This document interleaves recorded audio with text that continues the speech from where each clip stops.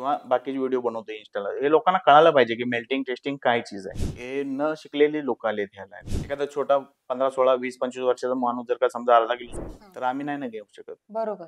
त्याची तेवढी कॅपॅसिटी नाही आम्हाला पण कळत. चीज बघून कळते की ती घरचं आहे नाही, असं की नाही नाराज नाही, कारण तो उगीच जाणून उद्या आपलं बळण नाव द्यायचं. बरोबर बरोबर.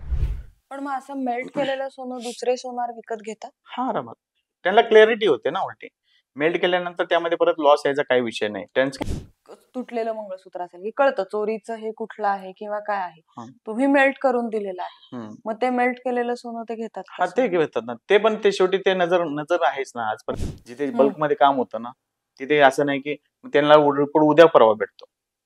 तर ते सर मशीन वरती आले की मशीन मध्ये 3 मिनिटांमध्ये रिपोर्ट होतो ऍक्च्युअली. नमस्कार, मी Mugdha Lonkar. Swift and lift media group प्रस्तुत उद्योग यशोगाथा को पॉवर्ड बाय प्राइम टायकूनच्या पुढच्या भागामध्ये तुमचं स्वागत आहे. भारतीयांच्या अत्यंत जिव्हाळ्याचा विषय कोणता असेल तर तो आहे सोने चांदी खरेदी आणि विक्री. कुणासाठी ही लक्झुरियस गोष्ट आहे, कुणासाठी इन्व्हेस्टमेंट आहे किंवा कुणासाठी नुसतीच हाऊस मौस आहे. तर अशा ह्या सोने चांदी खरेदी विक्रीमधील एक तज्ञ व्यक्ती आज आपल्या सोबत आली आहे, जी या व्यवसायातील काही गोष्टी आपल्याला सांगणार आहे. तर आपल्या सोबत आज आहेत बाबूशेठ भोसले. नमस्कार सर, तुमचं या भागामध्ये स्वागत आहे. सुरुवातीला आम्हाला तुमच्याबद्दल थोडी माहिती जाणून घ्यायला आवडेल. म्हणजे तुमचं बालपण, तुमचं शिक्षण किंवा या व्यवसायामध्ये तुम्ही कसे आलात याबद्दल आम्हाला जाणून घ्यायला खूप आवडेल. आमच्याकडे कसं आहे, शिक्षण जास्त येत नाही ना. मराठी शाळा वगैरे होती पहिली, त्यामुळे शिक्षण काही झालेलं नाही जास्त. 10वी झालेले. त्यानंतर आमच्याकडे एकच ऑप्शन होतं बेस्ट, म्हणजे आम्हाला आधार आहे आमच्या एरियामध्ये की काय झालं तर गलायमध्ये जावा. बरोबर. Best option. म्हणजे त्याच्या टॅलेंट नुसार कोणी काम करत राहतो, कोणी लावतो, कोणाचे 10 ब्रँच होतात, कोणाचे जास्त होतात किंवा बरोबर जे टॅलेंट आहे. पण हा एक बेस्ट ऑप्शन वरदान आहे आम्हाला. बरोबर. हे बरोबर. शिक्षणाचा यात काही विषय येत नाही. बरोबर. म्हणजे तुमचं जे स्किल आहे त्या व्यवसायामधलं ह्याच्यावरतीच हे अनुभवाचा विषय आहे. अनुभवाचा विषय आहे. तर वीर ची सुरुवात कशी झाली? मी 2004 पासून मी या बिझनेस मध्ये आहे. शिक्षण म्हणजे ते अनुभव घेण्यासाठी 7-8 वर्ष माझी यामध्ये गेली. नंतर मी 2011ला स्वतःची सुरुवात केली. 17-18ला आम्ही वीर नाव दिलं. आमच्या मुलाचं नाव होतं, ते आम्ही वीर नावाने दिलेलं आहे आणि तेव्हापासून तो वीर चालू आहे. मग हा तुमचा वीर टेस्टिंग लॅब जे तुम्ही सुरू केलं, म्हणजे हा नक्की या टेस्टिंग लॅब मध्ये काय टेस्ट केलं जातं?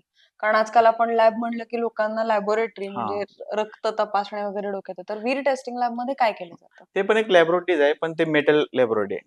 सोनं चांदी तांबं होतं. आता मशीन वगैरे आलेत, एक्सरे मशीन आलेत, त्यामध्ये ऑल मेटल होतं टेस्टिंग. आणि नॉर्मली आम्ही पहिलं फर्स्ट मेन काय म्हणजे जे किमती धातू आहेत सोनं आणि चांदी, आमच्या इकडले सर्व हेच लोक करत आलेत आणि त्यांच्याकडून आम्ही हे शिकून घेतलेलं आहे. त्यात शिक्षण वगैरे असं काही विषय नाही, फक्त अनुभवानुसार आम्ही शिकून घेतलेलं आहे. म्हणजे याच व्यवसायातलं ज्ञान तुम्ही मिळवलं जास्त आणि मग तुम्ही या व्यवसायामध्ये उतरला. आणि वीर टेस्टिंग लॅब 11 मध्ये आपण सुरुवात केली होती.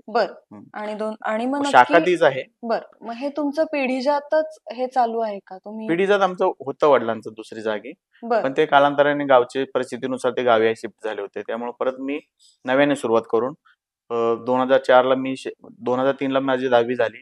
त्यानंतर 2004 पासून मी नवीन सुरुवात केली. मग शिकण्यामध्ये 7-8 वर्ष गेली माझी. रिलेटिव्ह लोकांकडे जाऊन शिकावं लागतं. त्यामध्ये शिकलो. हरियाणा झालं, रोहतक, इथे मुंबईमध्ये पण होते मामाकडेच. त्यानंतर मी माझ्या स्वतःचे ब्रँच चालू केली. आता तुमची ब्रँच कुठे आहे मग? जवेर बाजार, मुंबई. मुंबईमध्येच आहे. मुंबईमध्ये जवेर बाजार. म्हणजे अगदी प्राईम लोकेशनला तुमची ब्रँच आहे. एक खूप मोठं भारतातलं एक नंबरचं मार्केट आहे. एक नंबर म्हणूनच म्हटलं प्राईम लोकेशनला तुमची मार्केट आहे. हे विषय आहे ना की तुम्ही कुठे उभा राहते म्हणतात ना, व्हॅल्यू. पाण्याची बाटलीची किंमत तुम्ही पानटपरीवरती 20 रुपये किंवा 10 रुपयाला सुद्धा भेटू शकते, पण ते एअरपोर्ट वरती नाही भेटत. बरोबर. तसे आपण कुठे बसणार ना, समजा मी तालुक्या जागी बसलो, खेड्या गावात बसलो, तिथे सोनार किती दुकान असणार, 4-5, तर काम तेवढंच येणार आहे ना. बरोबर. हा समुद्र आहे. इथे लिमिट नाही. तुम्ही स्वप्न बघू शकता तेवढं तुम्ही पूर्ण करू शकता. बरोबर. आणि माझ्या पहिल्यापासून ध्येय अशीच होती की छोटी नव्हतीच कधी, मोठीच होती. बरोबर. कारण माझ्या पहिले ज्यांच्याकडे मी शिकायला होतो मामाच होते. ते माझं ते क्रॉस तेच व्हायचं की ते म्हणायचे तू ओव्हर क्रॉस स्वप्न बघतोय. म्हणजे पण ते पूर्ण करू शकतो ना आपण. स्वप्न नाही बघितलं तर पूर्ण कशी करणार? बरोबर. त्यामुळे पण आज मी त्या लेवलला गेलोय. आज 5-50 लाखाच्या गाडीत फिरतोय. या 10 वर्षामध्ये भरपूर चांगलं गेलं. आहे. म्हणजे हा, नक्की ह्या टेस्टिंग लॅब मध्ये कसं सोनं किंवा चांदी कसं टेस्ट केलं जातं? ते काय जुनी प्रोसेस जी आहे ती ऍसिड प्रोसेस आहे. चांदीमध्ये ऍसिड प्लस केमिकलचा वापर होतो आणि सोन्यामध्ये फक्त ऍसिडचा वापर होतो. हम्म, त्याची प्रोसेस असते पूर्ण. त्यानंतर होते आणि आता तर नवीन टेक्नॉलॉजी आलेली आहे, एक्सरेफ मशीन आलेली आहे. हम्म, त्याच्यामध्ये तुम्ही सोनं ठेवायचं आहे आणि पूर्ण ऑल मेटल्स, हम्म, सोनंच नाही फक्त, हम्म, सोनं, चांदी, कॉपर किंवा अदर मेटल्स, हम्म. ऑल मेटलचा रिपोर्ट निघून येतो. बर. आता बरेच मोठे ब्रँड्स आहेत हम्म, सोन्याच्या दुकानांमध्ये किंवा हम्म, सोने चांदी हिरे असतील हम्म, दुकानांमध्ये, मग ते त्यांचं सोनं ते स्वतः टेस्ट करून घेतात हम्म, विकताना पण आणि खरेदी करताना पण. हम्म, बऱ्याच दुकानांमध्ये तर जुनी मोड घेत पण नाहीत. हम्म, फक्त त्यांच्याकडचे दागिने घेतले तरच ते घेतात, अदरवाईज ते मोड हम्म, घेत पण नाहीत. हम्म. तर मला हे विचारायचं होतं की मग अशा ह्याच्यामध्ये तुम्हाला हा बिझनेस करावा असं का वाटलं? नाही, पहिले जे मोठे हे जे आता ब्रँड्स झालेले आहेत ना, पहिले जे ह्यांना लोकांना आमच्याशिवाय पण ऑप्शनच नव्हता ना. हे हा. सोनं पहिलं हे घरात मेल्ट नाही करू शकत. हे हम्म, गरमीचं काम आहे. ते लोक बरोबर. एसी मध्ये बसणार आहे. हम्म, हे गरमीचं काम आहे. ह्याच्यामध्ये खूप त्रासदायक काम होतं. पहिले एवढी मशीन वगैरे नव्हते. हात नव्हते. पंखा वगैरे काम करायचं ना, त्यावेळी हे लोक हात धुवून पळून बरोबर. त्यावेळी मग त्यांना आमचीच गरज होती ना. बरोबर. त्यामुळे ते आम्हाला हा हा ऑप्शन आहे त्यामध्ये. हम्म, त्यामध्ये पार्ट असतात ना, बनवणारे वेगळे, मेल्टिंग, टेस्टिंग, रिफायनरीवाले. आमचा पार्ट येतो तो मेल्टिंग, टेस्टिंग आणि रिफाईनचा. हम्म, आणि हे लोक फक्त विकत असतात, ज्वेलर्सवाले असतात ना, हम्म. ते विकणे आणि घेणे एवढंच काम एवढंच करतात. करतात. बरोबर. हम्म, कारण आता जर तुम्ही सोन्याच्या दुकानात समजा गेलात आणि तुमचं जुनं सोनं दिलं किंवा चांदी हम्म, दिली, की ते लगेचच तुमच्या समोर ते छोट्याशा ह्याच्यात मेल्ट करून हम्म, त्या मशीन मधून तुम्हाला तो रिपोर्ट काढून देतात. हम्म. मग आता हा जसं स्वरूप बदललं तसं नीड्स पण लोकांच्या बदलत गेल्या किंवा त्यांना त्याच्यावरची उत्तरं मिळाली. मग आता ह्या सगळ्या बदलत्या सिच्युएशन मध्ये तुम्ही तुमचा व्यवसाय कसा बदलला? आम्ही पण आता पहिलं आम्ही यांच्या जीवावरतीच काम करायचो. हे हम्म, सोनार लोक जे ज्वेलर्सवाले आम्हाला काम देणार, त्यावेळी आम्ही ते काम करणार. हम्म. त्यांना गोड बोलून राहायचं, ते काम देणार तेव्हाच आम्ही काम करणार. परंतु बरोबर. आता आम्ही पण जसं ते बदलले. हम्म, त्यांचं ते काम नव्हतं ऍक्च्युली रिफाईनचं, टेस्टिंगचं. बरोबर. त्यांनी ते आमचं घेतलं. हो. तर आम्ही पण आता त्यांचं घेतलं. आम्ही पण ब्रँडिंगला उतरलो. बर. मग इंस्टा, फेसबुक, युट्यूबला आपले व्हिडिओ वगैरे टाकतो आम्ही बर. आणि ऍडव्हर्टाईज वगैरे चालतात आपले. त्यामुळे आम्ही पण लोकांपर्यंत पोहोचतोय. जे लोकल लोक ह्यांच्याकडे जात होते आणि परत ह्यांचं काम आम्हाला येत होतं. त्यापेक्षा आम्ही म्हणतो तुम्ही एसीचा खर्च आमच्याकडेच या. देण्यापेक्षा भट्टीचा खर्च द्या, छोटा आहे. छोटा आहे. बरोबर.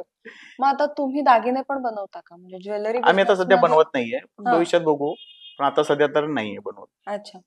मग आता हे टेस्टिंग करताना तुम्ही सांगितलं केमिकल म्हणजे ह्याच्यामध्ये, मग त्याच्यामध्ये सगळे म्हणजे डायमंड, पर्ल हे पण हे केलं जातं का? हं. हे जे ओरिजिनल डायमंड असतील तर हा. ते काढून घ्यावे लागतात पहिले. जे हम्म, अगर एडी वगैरे असतील, अमेरिकन डायमंड हम्म. खोटे, तर ते मेल्टिंग मध्ये मशीन मध्ये घेतलं तर चालतं, काही विषय चालतं. नाही. हा. तो लॉस मध्ये येणार. हम्म. ते लॉस हटणार, साईडला होणार. जे बरोबर. लगडी येणार सोन्याची, त्याच्यामध्ये मशीन मध्ये टेस्ट झालं, संपलं. बरोबर. हं. मग माझा पुढचा प्रश्न असा आहे की म्हणजे तुम्ही असं त्याचं सर्टिफिकेट वगैरे देता का? हो. की जे सोनं आहे? सर्टिफिकेट काढून त्याचं सर्टिफिकेट पूर्ण, त्याचे वजन, वेट काय आहे, हम्म, कुठल्या पार्टीचं आहे, कुठल्या तारखेला आहे, कुठल्या वेळेला आहे हम्म. आणि त्याचा रिपोर्ट काय आहे, ते आम्ही पूर्ण लिहून देतो. बर. आणि मग तुम्ही सोनं विकत घेता ते? जर समजा एखादी हा, व्यक्ती त्यांना इंटरेस्ट तुमच्याकडे. असेल तर आम्ही आमचा रेट देतो, हा. की हा रेट आहे मार्केटला चालू आहे प्युअर. हम्म, पर्सेंटेज नुसार समजा तुमचं सोनं 80% आहे, 100 हम्म. ग्रामला 80% आहे, तर 80 ग्राम प्युअर झालं. तर बरोबर. प्युअर ग्रामचा जो भाव आहे 79,000, 200-300 जे काय असेल, हम्म, आजचा जो चालू मार्केटचा रेट आहे तो आम्ही त्यांना ऑफर करतो. हम्म. त्यांना इंटरेस्ट असेल तर देतील. आता त्याला सांगतो मार्केटमध्ये चौकशी करा. बरोबर. तुम्हाला योग्य जिकडे तुमचे जास्त येतील ना, आम्ही म्हणतो खुशीने द्या. बरोबर. तुमचे 100 रुपये तिकडे जास्त आले ना, तिकडे द्या. हम्म, आमच्याकडे यायची गरज नाही. पण तुम्हाला वाटलं नाही इकडेच योग्य आहे, तर रिटर्न येऊ शकतं. बरोबर. मग आता ह्या अशा काही वेळेला असं केलं जातं की म्हणजे बरेच वेळेला नुसतं सोनं विकायचं असेल तर तुमचं डॉक्युमेंटेशन मागतात, मग ते तुम्ही पण घेता का? हो, थोडंसं बिल वगैरे मागावं लागतं. थोडा तर ट्रस्ट पाहिजे ना. हा, म्हणजे कारण उद्या असं चक्कर. घेत नाहीत आता की हा, नाही, तुम्ही. नाही. एक विचार करून घ्यावा लागतं. बघावं बर. लागतं आम्हाला पण. माणूस कोण आहे, कसा आहे, तो किती घेऊन आलाय. एखादा छोटा 15, 16, 20, 25 वर्षाचा माणूस जर का समजा अर्धा किलो सोनं आणलं, हा. तर आम्ही नाही ना घेऊ शकत. बरोबर. त्याची तेवढी कॅपॅसिटी नाही आहे, आम्हाला पण कळतं. हम्म, हम्म, पण समजा थोडे वयस्कर आहेत, हम्म, माहिती आहे 50-60 वयाचे, 70-80 वयाचे जे काय असतील, हम्म. तर त्यांचे ते घरचं घेऊन येऊ शकतात ना तेवढं. बरोबर. आणि चीज बघून कळते की ती घरचं आहे नाही, हम्म, की चेन तुटलेली आहेत, मंगळसूत्र तुटलेले आहेत, म्हणजे कुठल्या ते मुलाने जर चोरीचं का आहे का ह्याचं आहे. तर आम्ही तसे घेत पण नाही. बर. म्हणून यासाठी तर आम्ही पहिले रेफरन्स शिवाय काम करायचो नाही. आम्ही जे अच्छा. सोनार थ्रूच करायचो. हम्म, जेणून काही रिक्स असेल ते बघतात. हम्म. आमच्याकडे ते येत नाही. येत नाही. आम्ही फक्त सोनाराचं आम्ही दुकानदाराचं काम करतो म्हणून विषय होता. आम्ही त्या भीतीपोटीच आजपर्यंत करत नव्हतो. आता जसं ते जर का आपल्या लाईनला उतरतं आपण पण उतरू म्हणून आम्ही उतरणं गरजेचं आहे. आता इथून पुढे आणि काळानुरूप बदललं पाहिजे. बरोबर. त्यामुळे आम्ही पण घेतो, फक्त आम्ही पण जरा सावधानी बाळगतो. हम्म.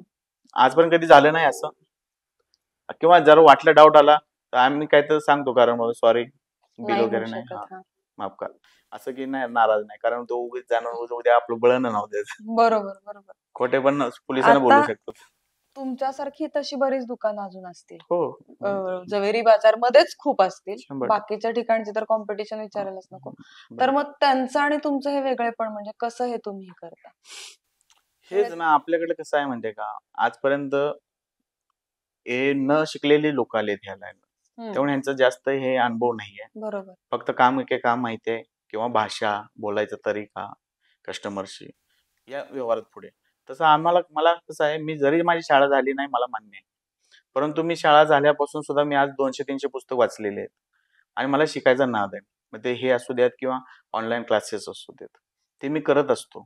त्यामुळे मला व्यवहारात तमीजनं बोलायचं हम्म, म्हणा, कस्टमरशी व्यवस्थित योग्य त्याला आपल्यापर्यंत आलेत, पहिल्या माळ्यावर दुसऱ्या मध्ये आलेत, तर त्याला सेफ फील झालं पाहिजे. हम्म, हम्म. त्यासाठी ते आम्ही योग्य भाषा वापरतो. आमच्या माणसांना पण ते वेळेवरती कळवतो, की कुठं चुकला एखादा शब्द बोलायचा, बाबा असे परत बोलायचं नाही. बरोबर. कस्टमर गेल्यानंतर सांगतो की हे परत आलं नाही पाहिजे, हम्म. कारण त्यांना विश्वास झाला पाहिजे. का सोना चांदी धंदा आधीच विश्वास होता, हो. आणि ते लोक तेवढं घेऊन यायला आधीच घाबरत असतात. हम्म, तर आपल्याला जर का त्यांच्यापर्यंत जायचं आहे, त्याला असं भार वाटलं पाहिजे की त्यांनी परत रेफरन्स दिला पाहिजे बाहेर, की आपल्या रिलेटिव्हजना, की हम्म. बाबा ते योग्य आहे.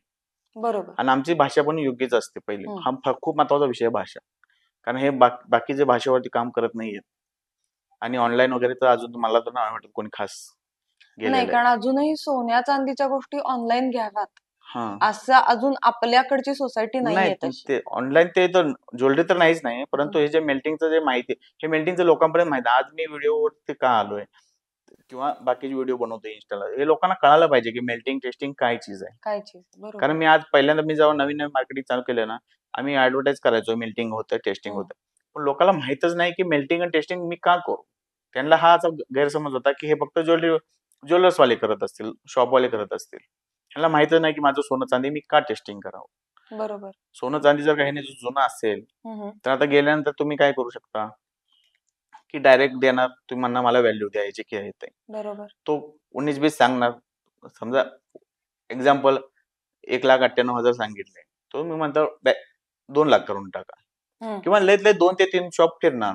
हम्म. पण होऊ शकते ते 2.5 लाखाचं असेल, ते तुम्ही 2 लाखावरतीच विकताय. त्यापेक्षा तुम्ही मेल्टिंग करा, टेस्टिंग करा. चार्जेस आमचे नॉर्मल आहेत, तर ते तेवढ्या चार्जेस मध्ये ना तुमचं मेल्टिंग टेस्टिंग फ्री, म्हणजे टेस्टिंग आपण फ्री ठेवलेलं आहे, हम्म. लोकांना हे कळावं म्हणून. बरोबर. आणि लोक जर आपल्यापर्यंत येत आहेत तर आपण पण त्यांचं काहीतरी त्यांना समाधान व्हावं, बरोबर. तर त्यासाठी आम्ही ते फ्री ठेवलेलं आहे. मेल्टिंगचे आम्ही चार्ज घेतोय, आम्ही काय असं पूर्णच काम फ्री करतोय असा विषय बरोबर. नाही. आणि त्यांना पूर्ण एकदम योग्य समजावून सांगून किती येत आहेत, काय येतात, बाकी आम्ही सांगतो एवढे येतात, बाकी तुमची इच्छा, कुठे बरोबर. सेल करायचं ते करू शकतात. No doubt. पण मग असं मेल्ट केलेलं सोनं दुसरे सोनार विकत घेतात? हा, आरामात त्यांना क्लॅरिटी होते ना उलटी. मेल्ट केल्यानंतर त्यामध्ये परत लॉस यायचा काही विषय नाही, टर्न्स नाही नाही, केलेला असतो. लॉसचा नाही. आता म्हणजे आता कसं, जसं आपण मगाशी म्हणालो की हम्म. तुटलेलं मंगळसूत्र असेल की कळतं चोरीचं हे कुठलं आहे किंवा काय आहे. हा. तुम्ही मेल्ट करून दिलेलं आहे, हम्म. मग ते मेल्ट केलेलं सोनं ते घेतात हा, का ते सोनं? घेतात ना, ते पण ते शेवटी ते नजर नजर आहेच ना, आजपर्यंत हम्म, त्यांचा अनुभव असतो ना, हम्म, की माणूस नजर बघून ते हे पण माहिती असतं की हा माल कस्टमर घ्यायला आलाय की टाइमपासला आलाय. त्याप्रमाणे तो माणूस कसा आहे, हम्म, आणि जर का कुठून तो काम करून आलाय याचा अर्थ योग्यच असेल. हम्म. कारण एवढा कोणी चोर असं कोणी फिरत बसत नाहीये. बरोबर. कुठेतरी एक जागी जाऊन पटकन मामा माझे इथेच मेल्ट करा, माझे टेस्टिंग करा, माझे पैसे द्या, मी चाललो, असं असतं. सोड मार्केटमध्ये चोर एवढा फिरत बसत नाही की याच्याकडे टेस्टिंगला गेला, याच्याकडे मेल्टिंगला गेला, याच्याकडे विकायला गेला. त्यामुळे बरोबर. ते विषय येत नाही, आणि हम्म. त्यांची तरी पण नजर असते शेवटी. आता तुम्ही जे सांगितलं की तुम्ही कसं हे देतात, तसं जुनी एक पद्धत होती किंवा आता जे मशीन्स आलेले आहेत, तर जुन्या पद्धतीमधलं जास्त अॅक्युरसी कशी होती आणि आता नवीन पद्धतीमधली अॅक्युरसी कशी आहे? जुन्यामध्ये पण ऍक्च्युली काय चांदीमध्ये वगैरे आहे, अॅक्युरेसी आहे, आज पण आहे, नाही असं नाही. पण जुन्यामध्ये कसं टाइम वेस्ट होतोय. जुन्यामध्ये पण अॅक्युरेसी आहे, नवीनमध्ये पण अॅक्युरेसी आहे. पण जुन्यामध्ये टाइम वेस्ट होतो. काही काही असतं की टाइम लागतो. 1 तास चांदीच्या टंचाला 1 तास, सोन्याच्या टंचाला 1 तास किंवा खूप जास्त काम असेल, लोड असेल तर ते रिपोर्ट तुम्हाला उद्या भेटतील, परवा भेटतील. जिथे हम्म. बल्कमध्ये काम होतं ना, तिथे असं नाही की त्यांना रिपोर्ट उद्या परवा भेटतो. तर ते सगळं मशीनवरती आलं की मशीनमध्ये 3 मिनिटांमध्ये रिपोर्ट होतो ॲक्च्युअली. ॲक्च्युअली बरोबर. 1 मिनिटामध्ये होतो, पण ते प्रोसेस इकडे-तिकडं तुम्हाला हात के हात लगेच मिळून जातं. मिळून कारण जात. आजकाल मुंबईसारख्या शहरात कोणाकडे टाईम नाहीये. वेळ. बरोबर. तेव्हा मशीनवरती करतात आणि मशीन पण भारीतले भारी आलेत. आता आपल्याकडं पिझ्झाची एक्सेल मशीन 30 लाखाची मशीन आहे. तर त्यामध्ये नो डाउट एकदम रिपोर्ट येतात आणि तुम्ही चेक करू शकता ना बाहेर. अगर तुम्हाला डाऊट असेल, तुम्ही तेच रिपोर्ट दुसरीकडे चेक करू शकता. आम्ही नॉर्मली 10-20 पॉइंटाचा डिफरन्स चालतो कुठेही. हम्म. बरोबर. हां. आता सगळ्यात जास्त टर्निंग पॉइंट मुंबईमध्ये म्हणालात तर ज्या वेळेला अतिरेकी हल्ला झाला होता, हं, तुम्ही त्याच्या नंतर आय थिंक तुमचं सुरू झालं असेल ना, त्या सगळ्याचा परिणाम, कारण मुंबईला तर सतत थ्रेट्स असतात हं. आणि जवेरी बाजार असू देत किंवा जे मेन पॉइंट्स आहेत त्याला मला सगळ्यात तारीख माहीत नाही, पण एक 26 नोव्हेंबर. 26 नाही, दुसरा एक कुठला तर होता, जो खाऊगल्लीत वगैरे अटॅक झाला होता ना, हा. तो आमच्या दुकानाखालीच झालेला. बर. मी ते बघितलेत माणसं जळलेली, अच्छा. शांत झालेली. हम्म. आठवडाभर ते मांस इकडे-तिकडे पडलेलं गोळा करत होते. सर्व मंत्री-संत्री येऊन आठवडाभर फेऱ्या मारत होते. बघितलेलं आहे. परंतु मुंबई अशी चीज आहे ना, की काही फरक पडत नाहीये. 24 तासाच्या आत परत चालू होते. त्याला कोणी अडवू शकत नाही कारण असं आहे. आता ही सततचीच थ्रेट आहे ना, की झवेरी बाजार हा इतका मोठा एरिया आहे की हं. सतत त्याला टेररिस्ट अटॅकची आणि ह्याची त्याची हे असते. मग ह्या सगळ्याचा गर्दी खूप असते ना बिझनेसवर तिथे. हां. ह्या सगळ्याचा तुमच्या बिझनेसवरती कसा परिणाम होतो? नाही त्याचा काही नाही एवढा विषय. मग ते परत हां, हां. तसं ते चालू रेग्युलर चालू. रेग्युलर हां. चालू राहतं. सोनं-चांदीचं काय रोजचं तुम्ही तर येत नाही ना शॉपिंगला, तुम्ही सब्जी हम्म. मार्केटला आलात तसं. तुम्हाला जेव्हा गरज असेल तेव्हा तुम्हाला सोनं-चांदी मार्केटला येणं भागच आहे. नवीन घ्यायचं आहे, लग्न आहे, हे आहे, ते आहे, सणवार आहे, तुम्हाला घ्यायचं आहे, इन्व्हेस्टमेंट म्हणून घ्यायचं आहे, तर तुम्हाला मार्केटला येणं गरजेचं आहे. हम्म. तुम्हाला पैशाची गरज आहे, विकायचं आहे, रिसेल करायचं आहे, तुम्हाला मार्केटला येणं गरजेचं आहे. बरोबर. त्यामुळे ह्याचा आणि ह्याचा काही एवढा फरक नाही पडत. फरक नाही. मग कोविडच्या काळामध्ये कसं केलं? कारण त्यावेळेला तर हां, कोविडच्या लॉकडाऊन का होतं, हां, सगळंच बंद होतं आणि इसेन्शियलच घेण्यासाठी म्हणजे सोनं ही लक्झरी होती तेव्हा. हां. म्हणजे लग्न सराईत सुद्धा लोक सोनं घ्यायचं टाळत होते, कारण लग्नच 50 माणसांमध्ये झालं, हं. रजिस्टर झालं. तर ह्याच्यामध्ये मग तुमचा बिझनेस नाही त्यावेळी खूप लॉस झाला ना तसं. कारण पूर्णच बंद होतंय. पूर्णच बंद आम्हाला होतं. माणसांचे पगार द्यायची गरज होती. भाड्यावाल्याने भाडं घेतलं. हम्म. त्यांनी हो. सोडलं नाही. तो लॉसच आमचा एक 2 वर्ष ते पहिले 4 वर्ष सॉरी 4 महिने बंद होते. हम्म. नेक्स्ट इयर 2 महिने बंद होते. हम्म. तरी पण आम्हाला ते भाडं वगैरे द्यावंच लागलं. द्यावंच लागलं. भाडं म्हणा, माणसाचा पगार म्हणा, जे काही गोष्टी असतात, खर्च आहे जो लाईट बिल, अमुक-तमुक, ते अंगावरती आलं मग. ते आम्ही 1 वर्ष त्याच स्ट्रगलमध्येच काढले तसं ॲक्चुअली. बर. मग आता त्याच्यातून बाहेर पडताना म्हणजे कोविडच्या पिरियड नंतर त्या स्ट्रगल मध्ये काय काय चॅलेंजेस पैकी म्हणजे तुम्ही हे भरलेत, तुमचे खर्च झालेत, पण परत ती माणसं घेणं, कारण बरेच लोक आपापल्या गावाला निघून गेले, परत जे आले असते ना. नाही. आता माझ्याकडे स्टाफ जो आहे ना, तो यायलाच तयार नव्हता कोविड. म्हणजे जेव्हा स्टार्ट झालं, नवीन चालू, हम्म. परत मार्केट चालू व्हायला लागलं ना ओपन, तेव्हा यायलाच तयार नाही. कारण ते मग ते बहाणा करायचे. मग आमची आई नको म्हणते, पप्पा नको म्हणतात, घरचे हम्म. नको म्हणतात. कारण जो बरोबर. दोन परंतु शेवटी मालक असतो. सेनापती होऊन पुढे लढायला गेलंच पाहिजे. बरोबर. आमचं आम्ही आलो. हम्म. माणसाच्या जीवावर तर आम्ही चालू ठेवू शकत नाही ना. हो, बरोबर. आणि असं पण नाही की तुम्ही जावा आणि आम्ही येतो, तुम्हाला काय झालं भाऊ, असं पण नाही. आम्ही नाही. असं हात जाडण्याची माणसं नाहो. तर बरोबर. त्या काळात आम्हीच आलो फर्स्ट. 1-2 महिना झाल्यानंतर मग ते एक स्टाफ यायचं केलं. त्यांना बरोबर. हे झालं की बाबा हे गेलेत, करतेत. तर मग ते घरच्यांना पण परत घरचे काय बोलणार ना. बरोबर. मालक जातोय तर तुम्हाला जायला काय तुम्हाला हरकत. जायला कळतंय. मग ते एक जण आले. म्हणजे जेव्हा कोविड मध्ये तुम्ही सगळं ते बंद करून तुमच्या गावाला येऊन राहिला होता. हां, लकीली मी गेलो होतो. थोडासा प्रॉब्लेम झाला. माझी आजी वारली होती ना, त्यामुळे गेलो होतोच. हम्म. आणि थोडंसं कालवा असल्यामुळे मागला स्टाफ पण एक माणूस सोडून बाकीचा, कारण एक ना कोण पाहिजे शॉपमध्ये ना. बरोबर. तर एक जण सोडून बाकीच्या स्टाफला मी गावी बोलवलं होतं ऑलरेडी, हम्म. की सावधानी 2-3 दिवस बंद आहे ना, थोडं बघूया. हम्म. तर सेफली ते आले होते. बरोबर. आणि परत तो 1-2 महिना त्याचा पण जरा स्ट्रगल झाला. त्याला पण परत ॲडजस्टमेंट करून गावी आणला होता त्याला. बरोबर. आता मला असं विचारायचं की जेव्हा लोक टेस्टिंग करून घेतात किंवा मेल्टिंग टेस्टिंग करून घेतात, हं. तेव्हा त्या लोकांनी काय काळजी घेतली पाहिजे? म्हणजे दुकानदार म्हणून किंवा ती सर्व्हिस देणारे तुम्ही म्हणून तुम्ही ती काळजी घेतच असता. पण जे लोक तुमच्याकडे येतात त्यांनी काय काळजी घेतली पाहिजे? हे कसं आहे, सोना चांदी शेवटी विश्वासाचा धंदा आहे ना. बरोबर. तर तुम्हाला ज्याच्याकडे ट्रस्ट वाटतो, भाषावरून तर तुम्ही, जसं आम्ही कस्टमरला ओळखतो, हेरतो की बाबा योग्य आहे की अलग योग्य आहे, तसं तुम्ही पण दुकानदार जो बोलण्या चालण्या तुमच्या समोर जो येतोय किंवा तुमचं कॉन्टॅक्ट ज्याच्याशी होतंय, ते शब्दाच्या ओळखून तुम्ही विचार करून तुम्ही त्याच्याकडे जाऊ शकता की हा मामा ट्रस्टवाला वाटतोय, तर तुम्ही त्याच्याकडे जाऊन योग्य भाषा वगैरे, जसं आता मला एक होता जस्ट डायलचा कॉल होता, तर त्यांनी 2-3 जणांनी कॉन्टॅक्ट केलं होतं. तर ते माझे जे रिटर्न कॉल करतो ना, तर त्यांनी मला सांगितलं की मला तुमची भाषा योग्य वाटली म्हणून मी तुमच्याकडे आलो. लेडीज होती, बरोबर. पण ते म्हणले तुमचं बरं वाटलं बोलणं मला. तर हे समाधान वाटलं पाहिजे. माणूस रपली बोलून फायदा नाही काही. ते हेच लोकांना कळत नाही. मी म्हटलो ना पहिलं पण, की बोलणं नीट पाहिजे आणि व्यवहार जे पण बोलणंच नाही, समोर आल्यानंतर व्यवहार, ते ट्रस्ट.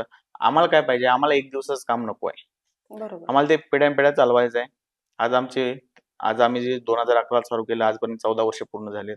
अजून पण 14-15 वर्ष किंवा जी 20-25 वर्ष जे काही चालेल नशीब. जर आम्ही मुलाला हँडओव्हर करू शकलो हा धंदा, आमच्यासाठी बेस्टच आहे ना. हो. तर आम्हाला ते विचार करून करायचा आहे. ज्याला एका दिवसात कमवायचं आहे ते नाही झालं त्यामध्ये. आता कसं प्रत्येक ह्याचे कोर्सेस असतात, म्हणजे ज्वेलरी डिझायनिंगचे कोर्सेस असतात किंवा जे आपले सगळे खडे म्हणतो आपण, रुबी माणिक, त्याच्या टेस्टिंगचे सगळे हे असतात.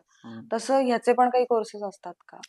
कोर्सेस म्हणतात ना, किंवा तुम्ही म्हणतात ते पण, जे तुम्ही धंदे म्हणतात त्यामध्ये पण आणि ह्यामध्ये पण, हा अनुभव हाच कोर्स आहे बेस्ट. अनुभवाशिवाय नाही. पुस्तकी ज्ञान चालत नसतं. पुस्तकात फक्त सांगितलं जातं हे एवढं टाका, तेवढं टाका, व्यवस्थित मेल्ट करा, एवढं टेम्परेचर द्या. ते पण तिथे जे अनुभव असतो ना, जिथे उभा राहतो, काम करतो ना, ते बघूनच काम करा. तो जो अनुभव का होता, तो पुस्तकी ज्ञानाने काम होत नाही. आणि आजपर्यंत तर काय पुस्तकी ज्ञान करून कोणी बिझनेस केलेला मी बघितलेलं नाही. यामध्ये तर बरोबर. ते स्टोनचा असू द्यात, ज्वेलरीचा असू द्यात किंवा मेल्टिंग टेस्टिंगचा असू द्यात, हे फक्त जो कमी वयात येऊन शिकेल ना तोच करू शकतो. बरोबर. कारण हात काळे होतात यामध्ये. हो. तुम्ही ग्रॅज्युएट झालेला माणूस यात येऊ शकत नाही. तिथे जर का जो शिकलाय, इनशेट करून फिरतोय ना, त्याला येऊन तिथे कोळसे हात काळे कर म्हटलं तर करणार नाहीये तो. आणि तो तरक्की पण नाही करणार, गॅरंटी. म्हणजे मेल्टिंगचा समजा आपला चांदीचा असतो, ₹200 चार्जेस आहेत किलोचे. तर एकदा एक अशीच किती 25 किलो चांदी होती मेल्टिंगला. किती होते? ₹5,000 मजुरी होती. पण त्यामध्ये एक अर्धा किलोचा ना पीस, अँटिक पीस निघाला. तर ते आम्ही त्याला अँटिक मध्ये सेल करून दिला ना. तर त्याचे त्यांना म्हणजे जे 30,000 यायला पाहिजे होते ते 40,000 आले. म्हणजे मेल्टिंग केलं असतं त्याची व्हॅल्यू 30,000 झाली असते. तर त्याचे 40,000 झाले त्यांना. तर म्हणजे आमचा मेल्टिंगचा खर्च निघून 5,000 एक्स्ट्रा प्रॉफिट मध्ये झाला ना. म्हणजे 10,000 त्यांचा बेनिफिट झाला. म्हणजे जो आमचा खर्च होता तो पण क्लिअर झाला. म्हणजे तर असं जर का त्यांचा आपण फायदा करून दिला, तर ते परत आपल्याला सोडून दुसरीकडे जायचा विषय कुठे येतो. तर समजा चुकून आमच्या त्यात आलं ना, आम्ही ऍक्च्युली जे लोकल आणतात ना, ते अँटिकच सोडा, म्हणजे स्टीलचे, पितळेचे, कशाचे पण आणतात. आम्ही ते छाटून देतो त्यांना, की हे पितळेचं तांब्याचं मिक्स करू नका. कारण त्याचे पर्सेंटेज घटणार. आणि एखादी अँटिक जरी आलं, त्याची व्हॅल्यू जास्त येणार असेल, तर ते आम्ही तिकडेच त्यांना सेल करून देतो, की जास्त पैसे येतात प्रॉफिट. कारण आमचं मेल्टिंग करून आम्हाला 1 किलो जर मेल्ट केला तर ₹200 मिळणार. पण तुमचा जर का 2,000 फायदा जरी होत असेल ना, आम्ही तुमचा फायदा बघतो कस्टमरचे. मी माझ्या 200 साठी मी दुसऱ्याचं 2,000 नुकसान नाही करू शकत. तुम्ही आज मंगळसूत्र तुम्ही 24 कॅरेट, आता 916चं म्हणता ना, तर 916चं तुमचं तुम्ही वापरा, छोटंसं जे असतं मिनी मंगळसूत्र, 1 ते 2 वर्ष तुम्हाला ते बदलावंच लागतं. कारण ते झिजून तुटतं कुठं ना कुठं. तुम्हाला ते वर्षाला बदलावंच लागणार. कारण बारीक तार असतात. सोनं हे मुलायम असतं आणि ते झीज होते त्याची खूप. तुम्ही अंगठ्या चेक करा तुमच्या, आज 10-20 वर्ष घालत असाल तर पहिल्या कशा घेतल्या होत्या, झिजलेल्या असतात पूर्ण. बरोबर. तर आता अंगठ्या एवढ्या जाड असतात, तुम्ही ते मंगळसूत्रात एवढ्या बारीक केसासारख्या किंवा थोड्याशा जाड केसासारख्या तेवढ्या जर ते तार वापरले तर झिजून तुटणारच आहे. होऊ शकतं घुमू पण शकतं. पण समजा तुटलं तर तुम्हाला ते नवीनच बनवायचं आहे ना. 916चं म्हणजे आहे ना फॅड, आहे योग्य, नाही म्हणत नाही, पण 23 कॅरेट वगैरे तर शक्यच नाही आजच्या तारखेला. तुम्ही बांगड्या बनवून बघा 23 कॅरेटच्या. नाही होत. हे जे आहे ना, आता तुम्ही आता असा ठेवला तर अशी चेपणार, खालून सप्पई होणार. तुम्ही परत असा ठेवला की असे होणार, म्हणजे तिला काय आकारच राहणार. बरोबर. कारण तेच मला सोनं चांदी विचारायचं होतं सॉफ्ट कारण आहे. येत नाही आता ते अजिबात. सोनं चांदी तुम्ही लगडी जर घेतली ना एवढी मोठी, हम्म. तुम्ही हातानं सहज असं वाकू शकता. एवढी जाड, बांगड्या तर एवढ्या जाड घालत नाही. बरोबर. तर ते तुम्हाला बनवू काय, तुम्ही वापरणं पण शक्य नाही. तुम्ही बरोबर. स्वतः म्हणताल की आम्ही म्हणतो नको मला 80च्या 84च्या बनवून द्या, कारण टिकतात ते. हम्म. आता हे डायमंड बसवलेत, ह्याला जर का मी 916 चे तुम्ही डायमंड बसवूच कोणी शकत नाही. कारण सॉफ्ट असलेले छोटे छोटे कण असतात ना, हम्म. तर याच्यामध्ये कसा विषय आहे की हे हल्लं व्हायचं किंवा डायमंड पडणार, तुम्हाला ते सोन्यापेक्षा महाग डायमंड आहे. बरोबर. तर ह्याला टिकवायसाठी तुमचे ते डायमंडचे कुठले पण बघा, मिनिमम 18 कॅरेटच्या आतलेच 18 बनतात. कॅरेटच्या आतले असतात. कारण तरच ते तुमचे डायमंड टिकणार आहेत, नाही तर टिकू शकत नाही. तुम्ही म्हणाल मला 916 बनवून दे डायमंड मध्ये, तर ते तुमची चूक आहे. बनवणारा बनवून देईल, त्याला काय त्याची मजुरी घ्यायची आहे. बरोबर. परत पडला खडा तर तुमची आहे ना. आज हे आमचा ह्या खडा कुठला ह्याला ओपल आहे, हम्म. ह्याला किती याच्यावर बसवले बघा, 4 कोण्यात लावलेत फक्त. हम्म. हे जर का सॉफ्ट असेल, सहज नुसतं असं जर केलं तर हम्म. निघणार. एक साइड जर निघला तर खडा निघून खडा पडणार कुठे निघून तर. पडणार. तुम्ही सहज असं कपडा मग ते ते जे जाणार. प्लॅटिनम हा धातू येतो हम्म. त्याचं कसं हे असतं, कारण तो तर सोन्यापेक्षा पण महाग आहे. नाही नाही, सोन्यापेक्षा महाग नाही. प्लॅटिनम नाही, कारण व्हाईट गोल्डची किंमत एक वेगळी टाइम येते. होता. हा. व्हाईट गोल्ड ऍक्च्युली अलग धातू नाहीये. हा. व्हाईट गोल्ड त्यामध्ये जे मेटल मिक्स केलं जातं त्यामुळे त्याला कलर व्हाईट येतो. व्हाईट गोल्डाचा कुठला अलग धातू नाहीये. ते रिफाईन तुम्ही केलं तर ते येलोच येणार. बर. आम्ही केलेलं. व्हाईट गोल्ड तुम्ही रिफाईन केलं ना, परत ते येलोच होणार. हम्म. त्यात ते अलॉय आलेत आजकाल. पहिले कसं होतं, फक्त तांबा आणि चांदी मिक्स जायचं सोन्यामध्ये. 90चं करायचं आहे ना, तर 7 ग्राम तांब, 3 ग्राम चांदी हे मिसळून धातू ते कॉम्बिनेशन बनवलं जायचं. आता अलग अलग 50 प्रकारचे अलॉय आलेत. अलग अलग कलरनुसार तुम्हाला कलर टिकवायचा. तुम्ही 70ची जरी अंगठी घेतली तरी त्याचा कलर चमकणार, चकाकी राहणार, असं आहे. तर ते व्हाईट गोल्डचा विषय अलग नाहीये. आणि प्लॅटिनमचं सर्व जागेला काम होत नाही. आमच्या भट्टीवर सुद्धा प्लॅटिनम मेल्ट होत नाहीये. बर. त्याचं टेम्परेचर अलग लागतं, त्याचे मग कारागीर हे ते अलग लागतात. तुम्हाला जसं ते प्लॅटिनम मग ते डायमंड सारखं सीन आहे. तसं डायमंड मध्ये तुम्हाला लोकांना म्हणजे आम्हालाच कळत नाही. डायमंडचं काय व्हॅल्यू कळत नाही ना. सोन्याची कशी आज तुम्ही म्हणू शकता माझं एवढं वजन आहे, एवढे रिपोर्ट आहे, म्हणजे एवढे पर्सेंटेज झाले, म्हणजे 100ला 80% आहे. त्याचे 80% 80 ग्रामचे पैसे मला द्या. आज 79 200 300 जे काय भाव 200 300 कमी देतील, 79चा भाव देणं भाग आहे ना. बरोबर. बरोबर. तर ते तुम्ही मागू शकता. तुम्ही डायमंड आज घ्या, 2 दिवसांनी विकायला जावा, त्याला विकायला जावा, त्वरित तो घेणार नाही. पण ते कार्ड देतात ना एक डायमंडच्या ह्याच्या बरोबर की ते कार्ड देतात, कशाचे देतात, हा डायमंड आहे, हम्म. हा असा आहे तसा आहे, याचा एवढा शेप, असा शेप आहे तसा शेप आहे, याचं एवढं वजन आहे. व्हॅल्यू कोण देत? मग डायमंडला रिसेल व्हॅल्यू येत नाही, नाही. मग तो पण ह्याच्यासारखंच काढून मग हे करतात. नाही, ते डायमंड जर का तुम्ही घेता ना, डायमंड हे वगैरे कसं असतं, स्टोनचं कुठलाही स्टोन असेल ना, ऍक्च्युअली ती काय तुम्ही इन्व्हेस्टमेंट साठी घेतलेली नसते. बरोबर. काय की ज्योतिषीने सांगितलं, ह्याने त्यांनी सांगितलं, तुम्हाला त्याचा रिझल्ट हवा असतो म्हणून तुम्ही ते घेता, तर ते ठीक आहे. तुम्ही इन्व्हेस्टमेंट साठी कोणी डायमंड घेत नाही आजच्या तारखेला किंवा काय. बर. आणि तुम्ही तसं घ्यायला गेला तर तुम्हाला ते मिळणार नाही, ते रिझल्टच मिळणार, कारण त्याची व्हॅल्यूच तुम्हाला कळणार नाही. आज तर तुम्ही 1 लाखाला घेतला, आज मी 4 वर्षांनी सोडा, उद्या विकून दावा तुम्ही 1 लाखाला. बर. नाही विकू शकत, तो सुद्धा घेणार नाही, म्हणजे विकला संपला विषय.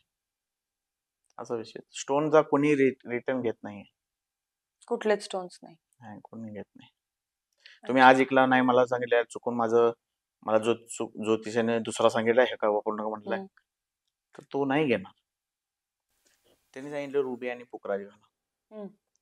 आणि दुसऱ्या दिवशी मी कुंडली कन्सल्टन्सी बोलणं केलं, त्यांनी सांगितलं मला ओपल घाला, डायमंड किंवा ओपल घाला, रुबी तर घालणार, कारण आज शनी साडीचं ते चालू आहे. शायद तसं असेल मला वाटतं, शनी साडीचं, कारण रुबी सूर्याचा खडा आहे, शनी साडी सूर्याचं ते जमत नसतं ना, तर ते घालू नका म्हणून सांगितलं होतं. मग शायद माझा तो मी तर घेतलाय, तो रिटर्न थोडीच घेणार आहे. बरोबर. 1,00,000-1.5 लाखाला ते 2 स्टोन घेतले मी, पोखराज आणि रुबी.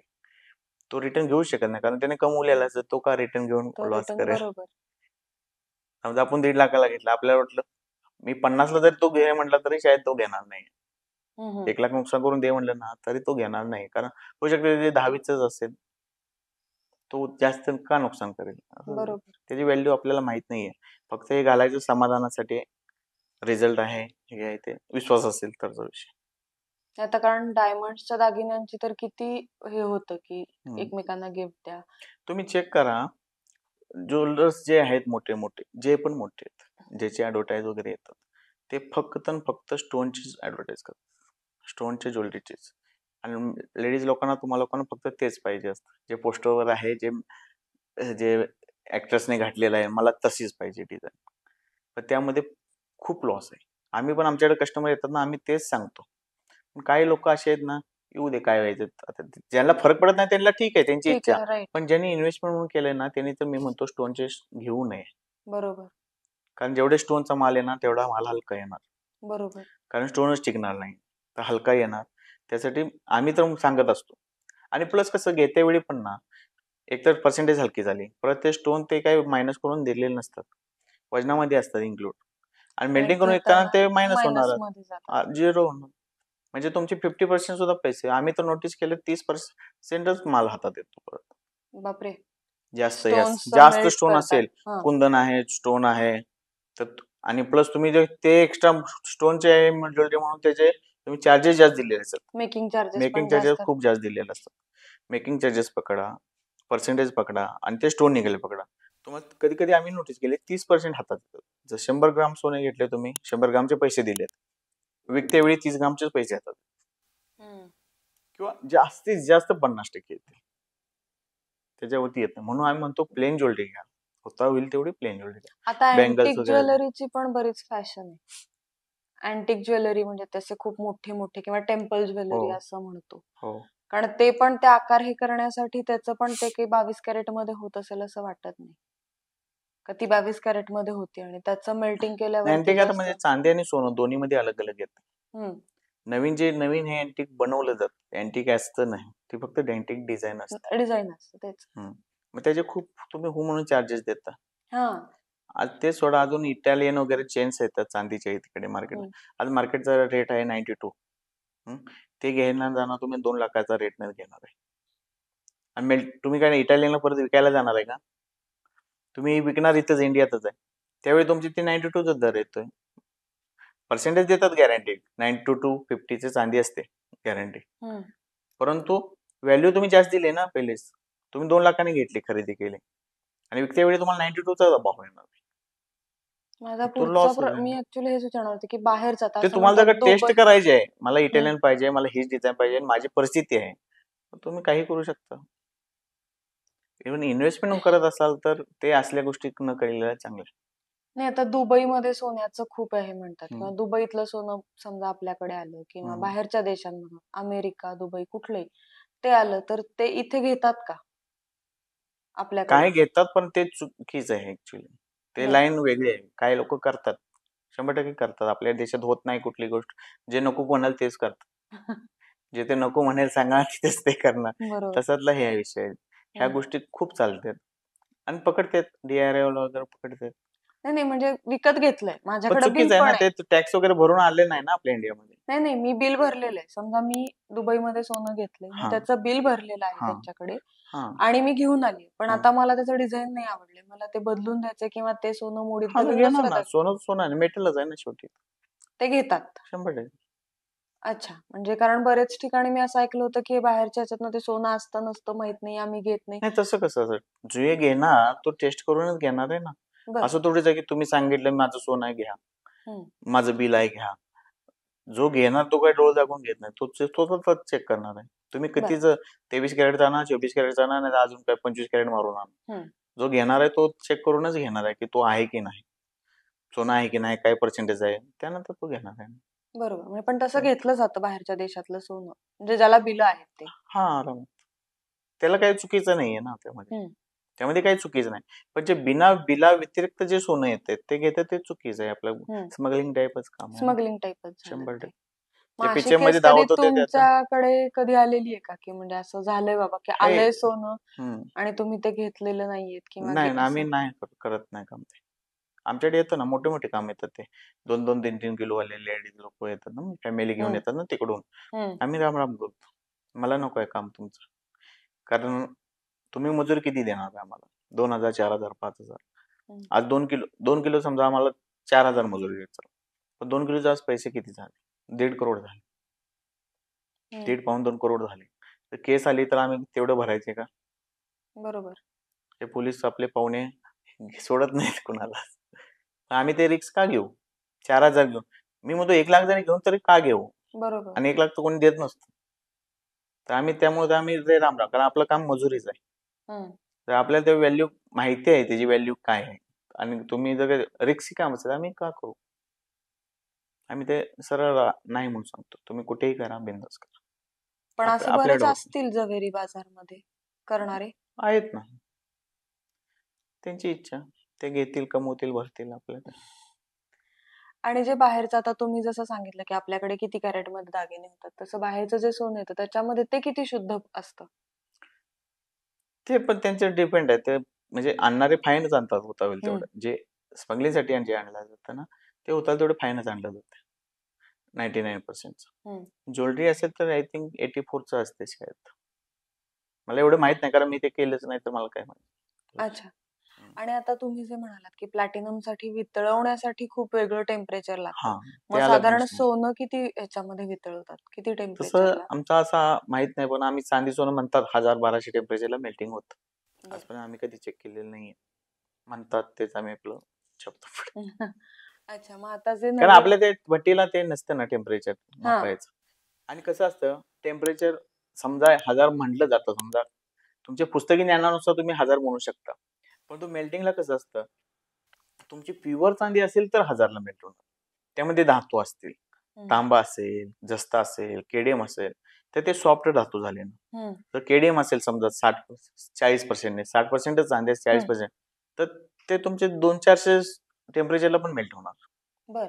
कारण ते केडियम वगैरे कमी ह्याच्यात मेल्ट होतं ना. असा विषय. त्यामुळे मी काय म्हणतो, पुस्तकीनुसार ते चालत नाही.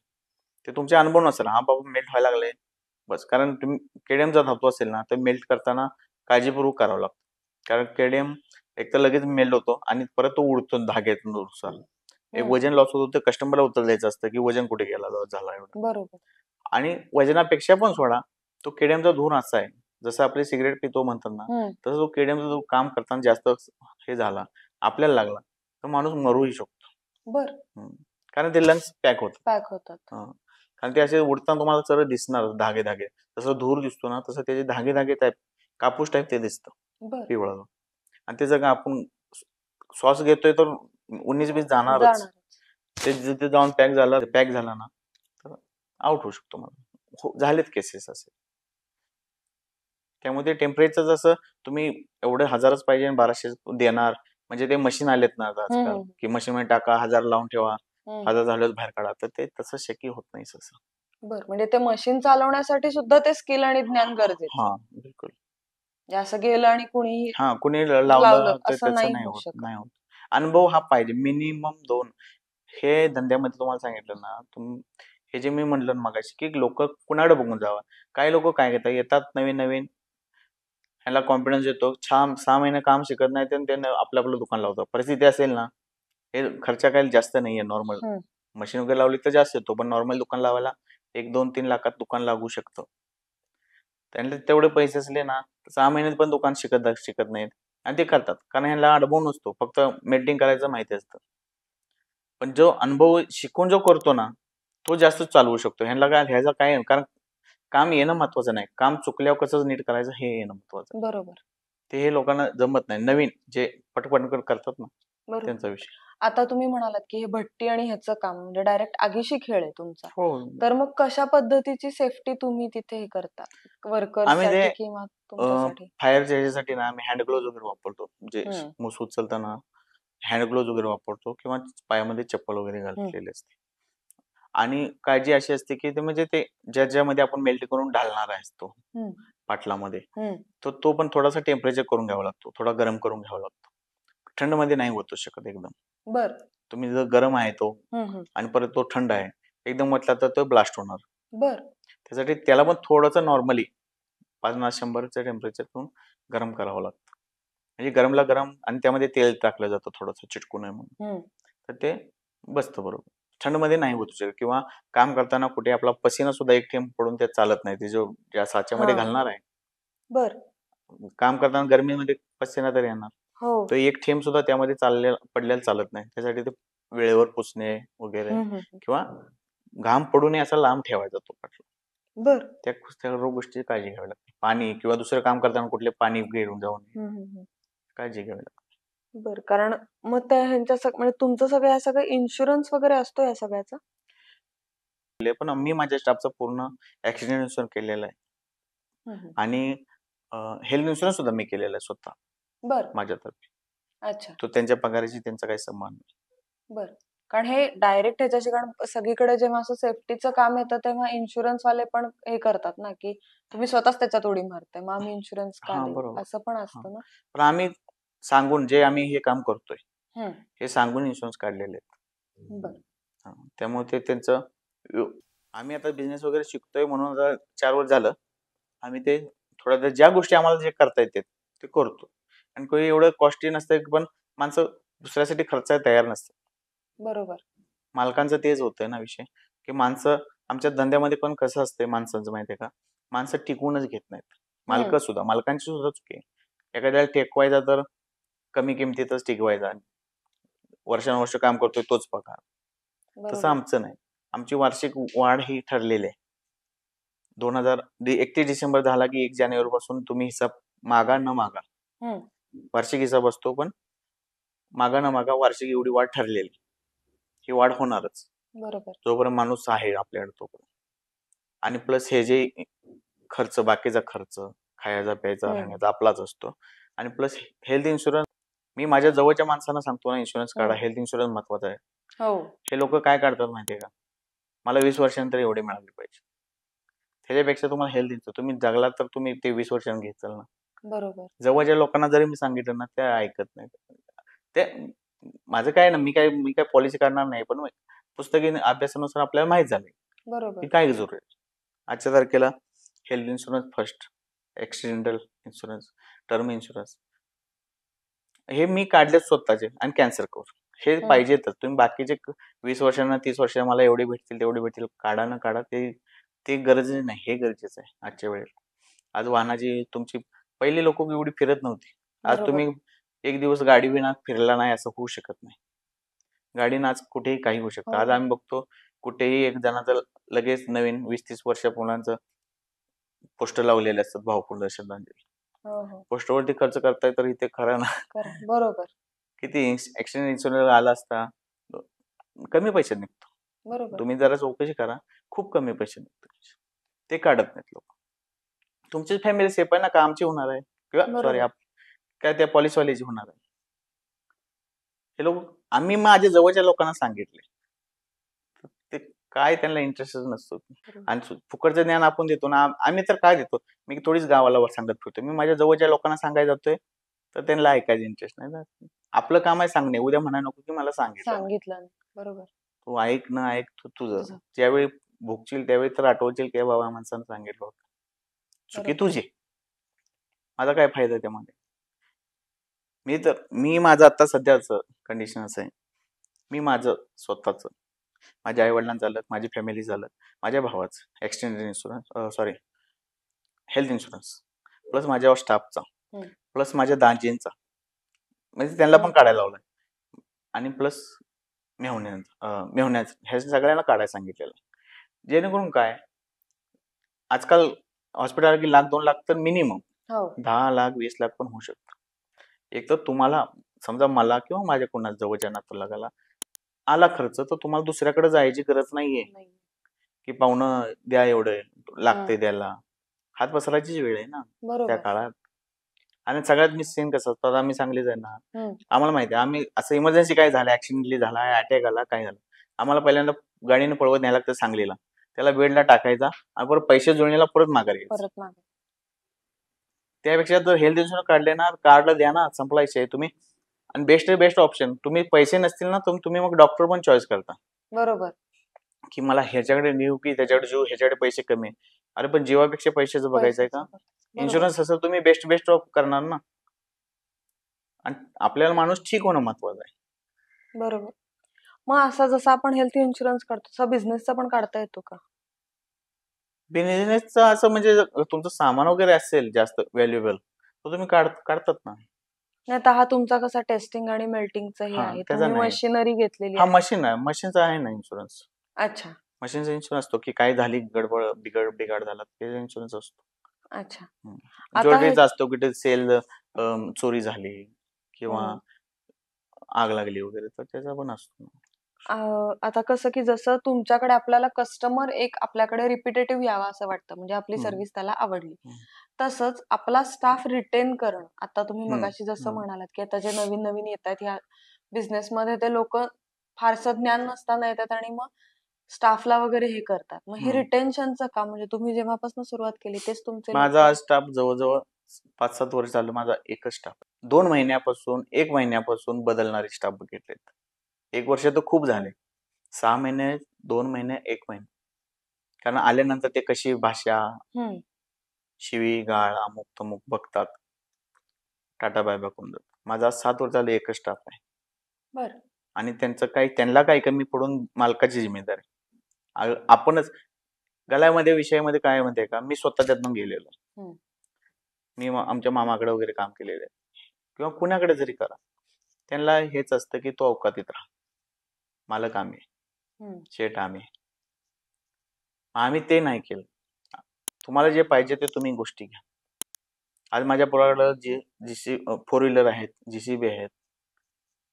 त्यांना ते हेल्प केली पाहिजे ना. त्यांनी तरक्की करायची नाही का? त्यांना फक्त तुम्ही योग्य ज्ञान द्या की बाबा व्यवस्थित राहावा तर तरक्की करताल. योग्य माणसासंगतीत राहावा तर. आपण म्हणतो ना 4 आपले फ्रेंड कोण आहेत, त्याच्यावरती आपण ठरतो. बेवडे असतील तर बेवडे होणार, बिझनेसमॅन असतील तर आपण पण बिझनेसमॅन होणार. मी पण ते वेळेवर देत असतो ज्ञान की बाबा मी असं असं शिकतोय, तुम्ही पण हे ध्यान ठेवा, बाकी तुमची इच्छा. पण आजपर्यंत कधी कोणाच्या मनात आलं नाही की जायचं सोडून, कारण आपण त्यांना काही कमी करत नाही. बरोबर. कारण पगार वाढताय त्यामुळे त्यांना पगार मागायची, वेळ मला येते. वाढवून द्या, 4 वर्ष झाले माझा वाढला नाही वगैरे असं काही विषय नाही. किंवा गावी गेल्यावर पगार वाढवल्याशिवाय मी येत नाही वगैरे असं कधी आमच्यात आर्ग्युमेंट झालेलं नाहीये. जे मागेल कमी जास्त लागतील पैसे जे तुमच्या कार्यासाठी, घर कार्य असेल, घर बनवायचं असेल, लग्न बनवायचं, कशा जे राहायचं ते आर्थिक मदत करणं आपलं काम आहे. जर तो माझ्याकडे काम करतोय तो माझ्या शेजारच्याला थोडीच पैसे मागणार आहे. बरोबर. त्याला काम पैसे द्यायचं माझी जिम्मेदारी. आणि ह्या गोष्टीला देणं नाही असं शक्यच नाही ना. बरोबर. घर आहे, लग्न तर दिलंच पाहिजे माझं. ते माझं कर्तव्य आहे. ते नाही तुझं काम आहे, तुझ्या पगारपेक्षा जास्त पैसे झाले असं म्हणणं योग्य नाही. बरोबर. तो त्याची वेळ आहे. लग्न हे ते लवकरात लवकर येतं ना, म्हणजे हो. 2-4 वर्षात होऊ शकतं लग्न, घर, खर्च. तर त्यावेळी थोडी तेवढा पगार असणार आहे. तर त्याला बरोबर. त्यावेळी कमी जास्त पडेल तर मी देणं माझं कर्तव्य आहे. तो पुढे आठवण ठेवणार आहे आपली. बरोबर. त्यासाठी मी त्यांना कधी कमी पडून देत नाही स्टाफला. स्टाफ योग्य आहेत कारण मी पण जिकडे बिझनेस शिकलोय, बिझनेस कोचिंग घेतलं. मी स्वतः कुठलीच कामं करायची बंद केलेत. नाहीतर आज नॉर्मली पहिला दुकानदार काय करतो, सर्व मीच करणार. आल्यापासून साफसफाई असे पण करणार आहेत. साफसफाई सोडा, मी काउंटर सोडणार नाही. काही जरी झालं तर मी गल्ल्यावरच बसणार अशा टाईपमध्ये. मी तसं नाही. मी निम्मे दिवस गावी असतो, निम्मे दिवस तिथे असतो. किंवा माझं म्हणणं आहे की माझ्या माघारी बरोबर. माझा बिझनेस चालला पाहिजे. मी असो नसो अशा टाईपमध्ये मी त्यांना ट्रेन करून ठेवलेलं आहे. म्हणजे असं नॉर्मली पण किंवा कसं जरी असलं तरी समज. पण आज हे लोक जे मोठे मोठे अंबानी म्हणे ते थोडीच स्वतः हरगल्ल्यावरती स्वतः बसलेत. बरोबर. मग ते करू शकतो आपण का नाही? आपण त्यांची बरोबर करू आपण शकत नाही. परंतु ह्या गोष्टी करू शकतो ना. शिकू शकतो आपण तुम्ही हर गोष्ट त्यांच्याकडून. नाही हो. मीच पाहिजे असं नाही चालू शकत. मग तसं केलं ना तर आपलीच प्रगती लिमिटेड होते. बरोबर. तुम्ही एकच बिझनेस करू शकता मग. हम्म. बिझनेसमॅन होऊ शकत नाही. की माझा ह्या बिझनेस आहे, तो बिझनेस आहे. असं होऊ शकत नाही. तुम्ही जर का एकच गल्ला धरून बसला तर. तेव्हा मी माझ्यातर्फे मला जे कळतंय तेवढ्यानुसार मी ते करतो. बरोबर. आता तुम्हाला 5 वर्षानंतर तुम्ही काय बघता? म्हणजे मगाशी तुम्ही म्हणालात की तुम्हाला ज्वेलरीचं पण हे तुम्ही सुरू करू शकता. तर 5 वर्षानंतर तुम्ही तुमच्या बिझनेसला कुठं बघता? आमचं तसं तर टर्नओव्हरचा विषय कधी येत नाही. आमचं जे काम वाढतं राहील एवढंच बघतो आम्ही. आमचा आता आजपर्यंत हे जे आहे ना, ग्राफ लिहून ठेवलेला आहे पूर्ण. आम्ही आज सुरुवात कुठून केली होती, आज कुठे आहे आणि हा आजपर्यंत आमचा रेकॉर्ड आहे, वाढतच आहे. आता तो किती वाढेल तो नशीब. आता आपण ट्राय करतोय हर गोष्ट पर्यंत, मार्केटिंग म्हणा, काही म्हणा, हर तर तो योगायोग म्हणा किंवा कसं म्हणा, ते काय वाढेल तो तर मला माहित नाही. स्वप्न तर आहेत भरपूर, पण ते किती वाढेल तो लकीले. बरोबर. मला आता हे बदलायचं विचारायचं आहे, की जसं आतापर्यंत तुम्ही काळानुसार बदलत गेलात, तसं अजूनही होऊ शकतं, की आता नवीन-नवीन काय-काय त्याच्यात टेक्निक्स येतायत. 100%. तर ते तुम्हाला मग ते तुम्ही कसे शिकता? म्हणजे तुम्ही म्हणालात, की ऑनलाईन पण मी मी शिकत त्यासाठीच असतो. ना, मी काय म्हणतो, मी धंद्यावरती बसत नाहीये सहसा. मी हं, धंद्यावर जरी मी ऑफिसमध्ये गेलो ना, हं, तर ते मी हँडल सर्व त्यांनाच करायला होतो. मी फ्री राहतो. मेन कोण कस्टमर असेल तरच हाय हॅलो. मी फ्री राहतो. माझं वाचनावर चालू असतं, माझं शिक्षणावर चालू असतं. ऑनलाईन वगैरे कोर्स चालू असतात माझे रोज, काही नाही काही. आणि हे अपडेट आपल्या मोबाईलला अपडेट येते महिन्याला. हो, आपण आपल्याला नाही केलं तर मग मतलब काय? बरोबर. ते मोबाईल नाही केलं तर हँग होणार आहे. तसं आपण पण हँग होणार. मागे पडणार. एक दिवस मागे बरोबर. पडणार. तो तुम्हाला कळणार पण नाही. ते हं, सवय असते तुमची माणसाची. बरोबर. आता आमच्या बरोबरची माणसं काय करतात, ते आम्हाला माहिती आहे. आज ते बघून आपल्याकडं जे काही त्यांना फील होत असेल बिचाऱ्यांना, पण ते तुम्ही त्यावेळी नाही केलं ना. हो, मी वेळेनुसार हाय हॅलो करत बदलत गेलो. बदललंच पाहिजे. अपडेट केलं पाहिजे. तुम्ही शिका, हर गोष्ट शिका. मी माझ्याच बिझनेसचं शिकतो असं पण नाही. मला जे अनुभव येईल, मी वास्तुशास्त्र शिकलोय आणि अजून बाकी अजून 2-3 कोर्स आहेत ते केलेत. न्यूमरोलॉजी अमुक-तमुक. जे जे बिझनेसला फायदा होत असेल तर करायला काय हरकत आहे. बिझनेससाठीच. नवीन टेक्नॉलॉजीज येतायत म्हणजे प्रत्येक फील्डमध्ये येते. एआय हं, टेक्नॉलॉजी म्हणा किंवा हे म्हणा. हं, तर तुमची जी लॅबोरेटरी आहे, तर हं. ती तशी कशा पद्धतीने तुम्ही ऍडव्हान्स करू शकाल? म्हणजे भविष्य काळामध्ये करायची तुमची इच्छा आहे असं मला विचारायचं. आता सध्याच म्हणजे ऍक्च्युली मी केलेलं आहे अपडेट. मग हं, आमचं काम ऍक्च्युली कसं आहे, मेल्टिंग आणि टेस्टिंगचं आहे ना, तर त्यामध्ये जास्त काही खर्च नसतो. हं, 2-3 काटे असतात स्केल हं, वजनासाठी आणि भट्टी. ते जास्त लागत नसतं. हं, परंतु वेळेनुसार बदलायचं म्हणून मला गरज गरज नाही असं नाही, बिझनेससाठी गरज आहेच. तर मी ती 30 लाखाची एक्सर्व मशीन घेतलेली आहे हं, फिशरची टेस्टिंगसाठी. का तर आज फिशर मशीन टेस्टिंगचे मशीन सर्व जागी झालेले आहेत. हं. सर्व दुकानदाराकडे झालेत. म्हणजे आजचं एक ते ब्रँड हे झालंय व्हॅल्यू, की हा आम्ही असेल तरच देतो. तुम्ही दुकानदार हो, चांगले. म्हणजे ज्याच्याकडे मशीन आहे तो दुकानदार जरा चांगला आहे. लेवलचा आहे. हं, असं झालंय. आणि आता कसं आहे, समजा रेग्युलर माझे काही कस्टमर आहेत. ते माझ्याकडे टेस्टिंगला येतात. चांदीचं टेस्टिंग आपल्याकडे केमिकल होतं. हं, पण सोनं समजा 10 ग्राम जरी असेल, आज म्हणजे केमिकल होतं, पण केमिकल आज कोण करत नाहीये. हं. त्यांना फास्ट पाहिजे, मशीनमध्ये बरोबर. टेस्ट करून पाहिजे. तर काय होतं, सोनं जरी 10 ग्राम जरी असेल किंवा 100 ग्राम जे काय असेल ते 1 ग्राम असू दे. तर त्याला टेस्टिंग करायला परत माझं जरी रेग्युलर कस्टमर असेल, कितीही जरी विश्वास असला, तर सोन्या टन करायला त्याला दुसऱ्याकडे जावं लागणार. हं, त्याच्याकडे तो 4दा गेला, तर तो काय म्हणणार, आमच्याकडे या ना मग मेल्टिंगला पण. हं, तर मग तो पण विचार करेल, यायला यांच्याकडे मेल्टिंगला जावा, परत टेस्टिंगला यांच्याकडे जावं. त्यापेक्षा मग हं, इथेच करू. फक्त चांदीचं काम इकडे करू, सोन्याचं इकडे करू किंवा परत समजा त्याचा पटला व्यवहार, हं, तो तो म्हणणार तिथेच करूया ना, कशाला उगाच जावं हं. ह्याच्याकडे. एकदा ह्याच्याकडे, एकदा ह्याच्याकडे जायला लागतंय. तर या काळानं गिराईक, कस्टमर कमी हो, होत जाणार, ते आपल्या लक्षात पण येणार नाही. एक बरोबर. वेळ अशी येणार, की लक्षात येणार तेव्हा आपण काही करू शकणार. ती बैल गेला, झोप्पा गेला, हं, तसा सीन होणार. म्हणून मी ते अपडेट म्हणून मी ते मशीन घेतले. काही लोक म्हणतात ना, मार्केटमध्ये खाली लावायला पाहिजे होती. आमचा हं. तर सेकंड फ्लोअरला आहे. मी म्हणतो मला गरज नाही ना. मला मार्केट मला 100 अन् 200, 1000 टन करण्यात काही इंटरेस्ट नाही. माझे 10 निघतील, 20 निघतील, ते माझ्या कस्टमरचे निघतील आणि ती पण फ्री सेवा आहे.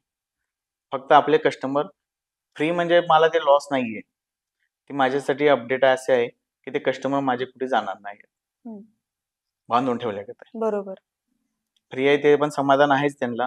प्लस त्यांना सर्व्हिस भेटते ना. जर माझं हो, सोडून परत दुसऱ्याला हात जोडायला त्यांना पण जायची गरज नाही. जायची गरज नाही. तर बरोबर, ते पण मिंदे होत नाहीत ना कोणाचे, की बरोबर. एकदा ह्याच्याकडे यायचे त्यांची त्यांना सर्व्हिस भेटते. ते ओके. असं विषय. हे सगळं म्हणजे तुमच्याकडे हे गहाण वगैरे पण ठेवलं जातं का सोनं नाही. कसं फक्त विकत घेता तुम्ही? हां, जर ते मेल्टिंग आणि हां, विकायचं असेल तर. बरं. विकायच्या वेळेस आपल्याकडे येतात म्हणजे लोकं हां, हां. मेल्टिंग आणि टेस्टिंग करायला. म्हणजे भले आपल्याला विकू देत, बाहेर विकू देत. बरं. आणि दुसरा प्रश्न असा आहे, की ती मेल्टिंगची प्रोसिजर एकदा तुम्ही नीट सांगाल का? म्हणजे ती आपल्या सगळ्यांनाच कळेल कारण ती फारशी हं, लोकांना माहिती हं. नाहीये. पहिली बात तर आता कधी कसं होतं, चांदी आणि सोनं हे दोन्हीचं मेल्टिंग होतं अलग-अलग. हं. तर त्या आणि जरीचं पण होतं आपल्याकडे. जरीच्या साड्या ज्या असतात. बरं. ते पण होतं. मग कधी-कधी ते लोकं घरात येऊन घेऊन आलेले असतात. सोनं काय त्यांनी खरेदी केलेलं असतं, काही गिफ्टेड आलेलं असतं, आणि काही आजापंजाच्या काळातलं असतं, जुनं असतं. त्याला त्याचे माहित नसते किंवा बरोबर. कलरनुसार ते कधी कधी बघून आणतात. तर ते आमच्याकडे आल्यानंतर आम्ही पहिल्या बार तर त्यांचं टोटली वजन करून घेतो की अमुक एवढी चांदी आहे किंवा सोनं आहे. त्यानंतर त्यांना आम्ही ते छाटून देतो. जर का चांदीमध्ये जर का समजा काही तांब, पित्तळ जे काही एक्स्ट्रा खोटं असेल तर ते रिटर्न करून टाकतो. आणि जे जे चांदी चांदी वाटते तेवढेच फक्त मेल्ट करून घेतो. मेल्ट करून त्याची टेस्टिंग करून घेतो आणि त्यांना सांगतो की हे वजन आहे आणि हे याचा रिपोर्ट आहे. त्यानुसार ह्यामध्ये एवढे फाईन आहे चांदी.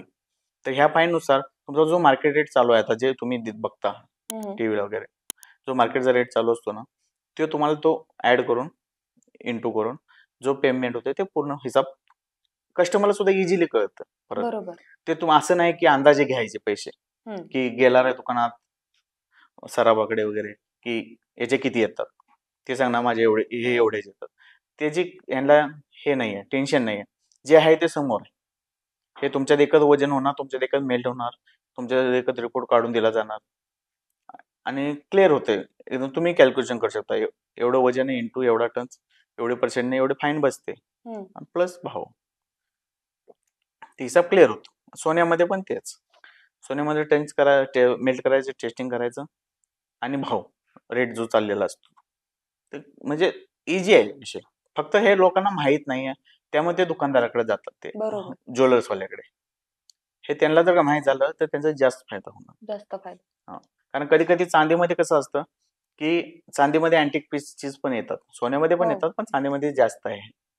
तर आमच्याकडे कधी कधी एक असं झालं होतं की 25 किलो चांदी मेल्टिंग लागली होती लेडीज. तर त्यामध्ये अर्धा किलो चांदी हे निघाली होती, अँटिक पीस होता एक.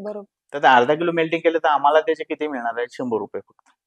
पण ते आम्ही चेक केलं, अँटिक आहे म्हणलं, आम्ही आमच्या कस्टमरला, आमचे पण आहेत कस्टमर अँटिकवाले, त्यांना विचारलं तर त्याची जी मेल्टिंग केली होती 30,000 व्हॅल्यू येत होती, पण डायरेक्ट 40,000 येत होते. तर त्यांना ते 40,000 मध्ये विकून दिलं ना, तर त्यांचा 10,000 फायदा झाला. आमचे 25 किलोचे किती झाले, ते 5,000 खर्च. त्या मॅडमचा 5,000 खर्च निघून प्लस 5,000 एक्स्ट्रा भेटले. बरोबर. म्हणजे रिटर्न आमचे 99% जे कस्टमर याचे कारण हेच आहे की आम्ही आमच्या 100 रुपयासाठी तुमचे 10,000 नुकसान नाही करू शकत. तुम्ही या, म्हणजे जे फायद्याचं असेल तो आम्ही, कधी कधी असे पण झाले कस्टमर आलेला आम्ही रिटर्न झालं की बाबा आमच्याकडे मेल्ट करू नका, अँटिक मध्ये विका, ह्याचे तुम्हाला जास्त पैसे, त्यामध्ये आपला काही मिळत नाहीये, फक्त एक गुडविल तयार होतो. बरोबर. की तो माणूस जरी काही दुसरं काम असेल तो आपल्याला पहिल्यांदा विचारणार की मी काय करू याच, आणि आम्ही ते जेन्युइनच ऍडवाइस देतो. कारण आमच्या मजुरीचा एवढा मोठा विषय नाहीये. अगर त्यांचा 10-20 हजारचा विषय असेल आणि आम्ही 100-200 साठी त्यांचा 10-20 हजार कशासाठी नुकसान करायचं. तर ते खुशीनं जातात आणि खुशीनं ते 100% त्याला सांगा म्हणायची गरज नाहीये. त्या अशा जे खुश होऊन जातात त्यांना, ते ऑटोमॅटिकली कुणाला सोना चांदीचा विषय निघाला की ते सांगणार की या माणसाकडे जावं. हेच आमचं गुडविल आहे. म्हणजे आता फक्त तुमचं जवेरी बाजार इथं एक आहे का, तुमचं गावाकडे पण आहे? नाही, एकच आहे सध्या ब्रँचेस एकच आहे, परंतु त्यालाच मोठं करायचे स्वप्न आहे. कारण हे कसं असतं, आपल्या नजरेत किंवा आपला जो स्टाफ आहे ट्रस्टमध्ये, तर तोच योग्य राहिला. हर जागी लावून ते हे होईल नाही, बघूया भविष्यात. परंतु आता सध्या हेच वाढवायची कोशिश चालली. स्टाफ वाढेल किंवा काम वाढेल, असं कामानुसार स्टाफ पण वाढवू. तर एका जागी ब्रँच. आणि मुंबई म्हणजे खूप आहे ना काम, मुंबईत काम कमी आहे असा विषय नाहीये. बरोबर. मुंबई भारतातलं एक नंबर मार्केट आणि आम्ही नशीब मानतो आम्ही तिथे आहे. बरोबर. ज्या मार्केटला आम्ही होतो त्या मार्केटमधून अडाणी उठलेत, म्हणजे तयार झालेत. अंबानी त्या मार्केटमधून तयार झालेत. बरोबर.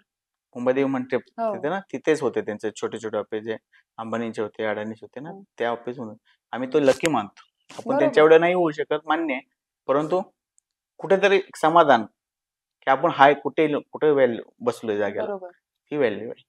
हे आम्ही आमच्या सांगलीत पण करू शकलो असतो. सांगलीची व्हॅल्यू, पुण्याची व्हॅल्यू, मुंबईची व्हॅल्यू चेंज, फरक आहे ना. फरक आहे. त्या प्रकारे आम्ही नशीब मानतो आम्ही मुंबईत आहे असं. तुम्ही खूप छान माहिती दिलीत. म्हणजे रादर ही काही यातलं माहिती नव्हतं आपल्याला. फक्त कसं माहिती असतं की जायचं, सोन्याचा दागिना घ्यायचा, दिलेलं सोनं मोडीत घालायचं, ह्याच्या पलीकडे माहिती नसतं काही. तुम्ही खूपच चांगली माहिती दिलीत. थँक्यू सो मच, तुम्ही आमच्या ह्याच्यामध्ये आलात त्याबद्दल.